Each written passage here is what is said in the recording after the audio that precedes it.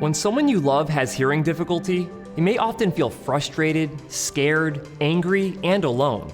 But what you may not realize is that your loved one who is experiencing hearing loss is also feeling those exact same emotions. So how did the two of you come together to find a solution? The best way to make things better is to start with a conversation.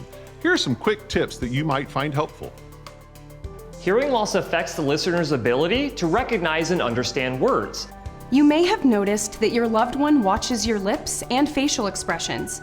This is their way of using visual cues in an attempt to compensate for their hearing loss. It is really important to choose a safe, quiet place for you to talk. Make sure you both have enough time for a meaningful conversation. Speaking to someone about their hearing loss can be a sensitive topic.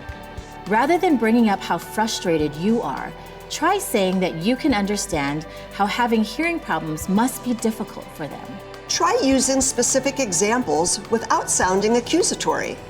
Instead of saying, "It was embarrassing that John had to ask you the same question 4 times before you answered him," try something more like, "It made me sad to know you were having trouble hearing John's question." Sometimes you can learn the most by not saying very much at all. For instance, it's very likely your loved one already knows they are having trouble hearing. Give them a chance to tell you about their fears and their frustrations. Ask open-ended questions about the changes in hearing they're noticing and what they've been doing to try to adjust. Allow them to speak without interrupting. Always remain calm and kind.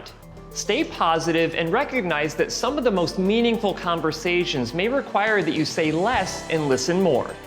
Realize that you may need to repeat yourself for your loved one to understand what you're saying.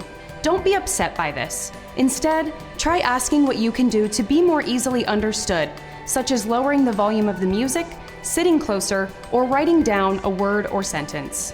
Hearing loss can be a very lonely and isolating experience. Most likely, your loved one will appreciate your care and concern for their well-being. There are so many ways you can support your friend or loved one in their journey to better hearing health. If it's a friend, take the guided hearing experience yourself and share your results to start a conversation. If it's your spouse, you might say, "Do you love me enough to get a hearing test?" Either way, a great start is suggesting that they take the online hearing screener on this site. Or if they're open to it, scheduling a hearing test locally with one of our experts on hearingloss.com.